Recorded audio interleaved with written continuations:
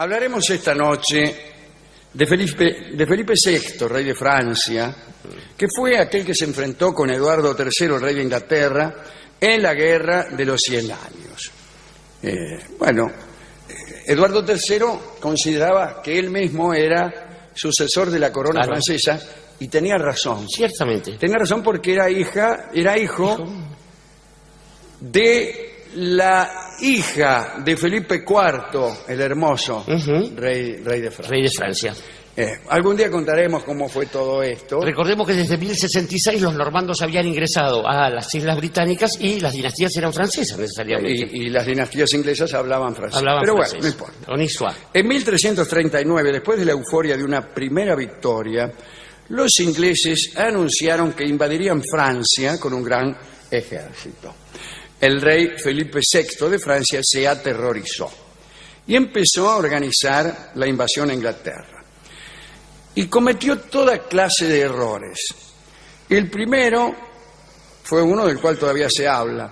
Nombró como almirantes de su flota a hombres que no habían navegado jamás.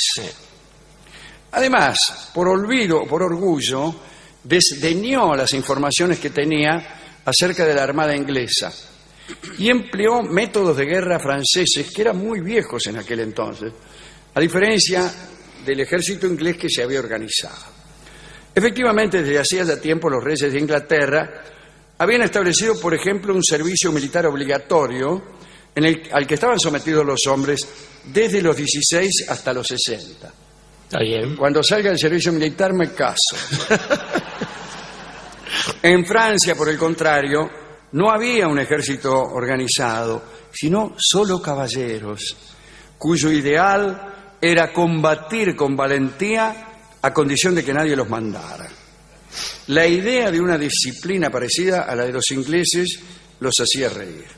En cuanto divisaban al enemigo, se lanzaban contra él todos al mismo tiempo, queriendo ser los primeros en llegar. Se armaba entonces una gran confusión y la mayor parte de las veces la flor de la caballería francesa quedaba tirada en el suelo incluso antes de entrar en contacto con los ingleses. Claro. Felipe VI estaba atormentado por por graves preocupaciones domésticas.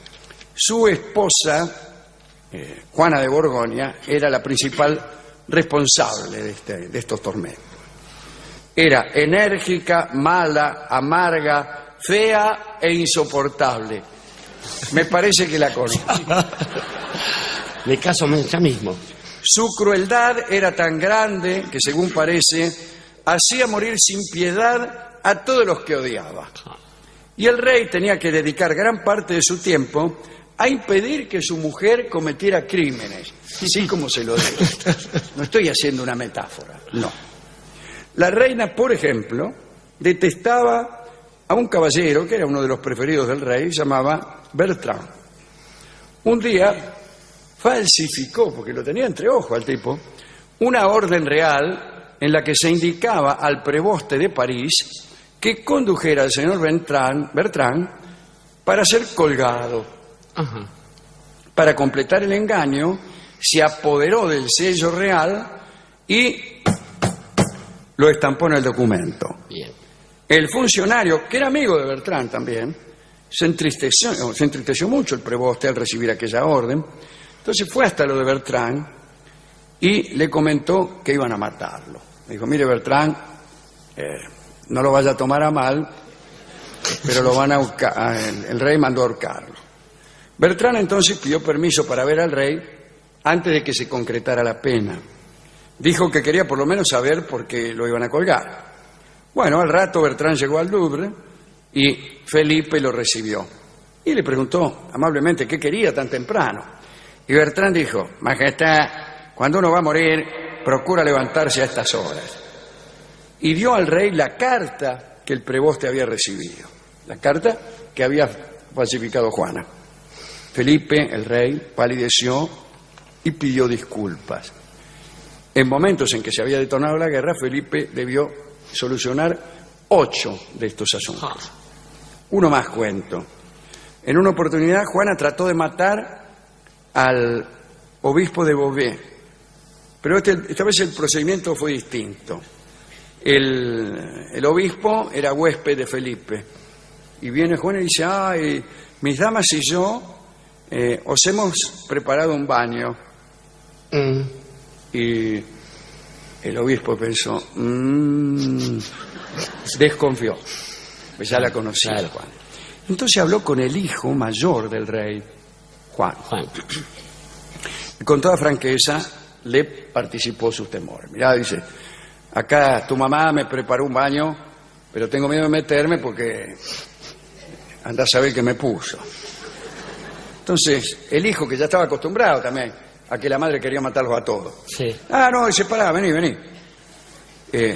Voy a decir que me voy a bañar con vos y vamos a ver qué pasa. Cuando la reina se enteró de que el hijo se iba a bañar, fue corriendo para impedirlo. Bien. Y el príncipe preguntó por qué no podía bañarse. Y Juana, por toda razón, agarró un perro y lo tiró al agua. El animal murió a los pocos minutos. Enterado Felipe del hecho, impidió a su mujer que se mostrara en público durante varias semanas. Sí. Una pena gravísima. Mientras tanto, la flota francesa fue destruida y la caballería fue deshecha famosamente en Crecy. En el curso de esta última batalla, la infantería inglesa, armada con arcos ligeros y de tiro rápido, aplastó a los franceses. Parece que por cada flecha que tiraban los franceses, 7 eran las que tiraban los ingleses. Bueno, 2 años después de aquel desastre, Juan, el pibe del que recién hablábamos, perdió a su mujer, la hermosísima Bonne de Luxemburgo. Felipe pensó en volverlo a casar y se decidió por Blanca de Navarra. Esto que voy a contar ahora es lo único que quería contar. Todo lo otro no importa. El hijo de Felipe, Juan, pierde a su mujer, Bonne de Luxemburgo. Felipe piensa en casarlo otra vez y eligió a Blanca de Navarra. Obtuvo su mano y mandó embajadores a buscarla. Se hallaba en camino hacia París, donde la esperaba Juan, impaciente, cuando la reina Juana, la mala, murió de peste bubónica. No, rata. Sin tan siquiera derramar una lágrima, Felipe hizo enterrar a su esposa, que tantos problemas le había causado, y esperó tranquilamente a su futura nuera. Cuando Blanca llegó al Louvre, todos quedaron impresionados. Jamás habían visto mujer tan hermosa. El rey no se atrevió a confesar que él mismo se había enamorado de Blanca. Unos días más tarde, mandó su hijo a un pequeño viaje por las provincias y aprovechó encontrarse a solas con Blanca para decirle que si quería ser reina de Francia, el método más rápido era casarse con el rey en vez de hacerlo con su heredero. ¡Qué padre de una gran 7! La joven se dejó convencer con cierta facilidad. Incluso aceptó que Felipe hiciera con ella lo que algunos historiadores denominan ensayo de matrimonio. Sí. Fue tan satisfactorio que desde entonces ambos se consideraron prometidos. Cuando Juan regresó de su viaje, se enteró del asunto. Y entonces abandonó el palacio, rehusó asistir a la boda de su padre y su prometida. La unión de Felipe VI y de Blanca, de todos modos, no fue larga. A los 56 años, el rey no resistió, dice aquí, la fogosidad de los 16 de su nueva esposa. En aquel tiempo, 56 años eran muchos, y ahora también. 16 en cambio. Como suelen decir los cronistas antiguos, debilitado por los excesos amorosos, Felipe murió un año después del casorio. Bien, ahora todos dicen que hace bien. Sí, ahora. Ahora que Felipe ya está muerto. Claro, pobre hombre. Blanca no se volvió a casar. El pibe, Juan, llegó a ser Juan el Bueno, Sí. que no quería decir tanto bueno en aquel entonces. Y lo sucedió en el trono y también en aquella guerra interminable. Esto es todo lo que tengo que decir. Permítame comentarle, Alejandro, ahora que usted hablaba de esta relación entre franceses e ingleses, que si bien es cierto que después de la llegada de los normandos se mezclaron con los anglosajones y los ingleses fueron uno, y fue muy difícil distinguir a las 3 o 4 generaciones quién venía de dónde, han quedado marcas grabadas en la lengua, a tal punto que lo elegante siguió siendo lo francés y lo burdo, lo charro, lo inglés. Por ejemplo, un animal, el cerdo, cuando está revolcándose en el fango es pig, cuando se lo sirve en la mesa bien aderezado es pork. Cuando uno tiene una minita con la que más o menos anda es girlfriend, cuando es la novia oficial es fiancé. Cuando uno tiene un amante con la que curte cada tanto, y si te he visto no me acuerdo, es lover, y si no es una amoureux. De modo que la lengua marcó aquello que el entrecruce social no había podido marcar. Pero aún así, cada pueblo determina las cosas según las va conociendo. Por ejemplo, el general Pétion, aquel haitiano, le replicó a Bolívar que cómo quería que lo siguieran los cabecitas negras de aquella época, de los negros, por la independencia, si todavía no sabían lo que era la libertad. Hay cosas que se conocen una vez y no se olvidan jamás, le dijo Pétion a Bolívar, y Bolívar lo aprendió. Y uno sabe que hay cosas que efectivamente se pueden conocer una vez sola. Por ejemplo, un amigo de este programa, Dashiell Hammett, dice que la primera vez que uno mata a un hombre es una tragedia, después es simplemente sangre. Uno sabe también, uno que ha andado a bordo de alguno que otro barco, como usted mismo, que los fuegos de San Telmo, la primera vez que se ven son un milagro, y después uno escasamente los diferencia de las luces previsibles y salvadoras y acogedoras de un faro. Pero hay cosas que no solo se hacen una sola vez, que una y otra vez pueden ser efectivamente como la primera. Diría nuestro amigo Borges, solo el amor, el ignorante amor, porque justamente es ignorante en el punto en que una vez, la consecución de una vez, no sirve para agotarlo, muy por el contrario, permite una recreación perpetua de eso.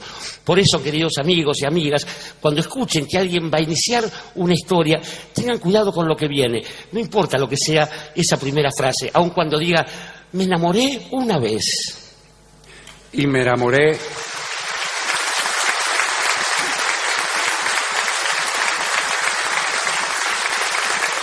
una vez. Es una ranchera, Sí. una ranchera casi jocosa, Festiva y cachadora, que sin embargo Gardel elige cantar con voz de canción de cámara. Canta Carlos Gardel, me enamoré una vez. A diferencia del ejército inglés que se había organizado. Efectivamente, desde hacía ya tiempo los reyes de Inglaterra habían establecido, por ejemplo, un servicio militar obligatorio al que estaban sometidos los hombres desde los 16 hasta los 60. Está bien. Cuando salga el servicio militar me caso. En Francia, por el contrario, tenía razón. Ciertamente. Tenía razón porque era hijo de la hija de Felipe IV, el hermoso, rey de Francia. Rey de Francia. Algún día contaremos cómo fue todo esto. Recordemos que desde 1066 los normandos habían ingresado a las Islas Británicas y las dinastías eran francesas necesariamente. Y las dinastías inglesas hablaban francés. Hablaban Pero francés. bueno, no importa. On y soit. En 1339, después de la euforia de una primera victoria, los ingleses anunciaron que invadirían Francia con un gran ejército. El rey Felipe VI de Francia se aterrorizó y empezó a organizar la invasión a Inglaterra. Y cometió toda clase de errores. Hablaremos esta noche de Felipe VI, rey de Francia, que fue aquel que se enfrentó con Eduardo III, el rey de Inglaterra, en la Guerra de los 100 Años. Eduardo III consideraba que él mismo era sucesor de la corona francesa y el primero fue uno del cual todavía se habla. Nombró como almirantes de su flota a hombres que no habían navegado jamás. Además, por orgullo, desdeñó las informaciones que tenía acerca de la armada inglesa y empleó métodos de guerra franceses que eran muy viejos en aquel entonces.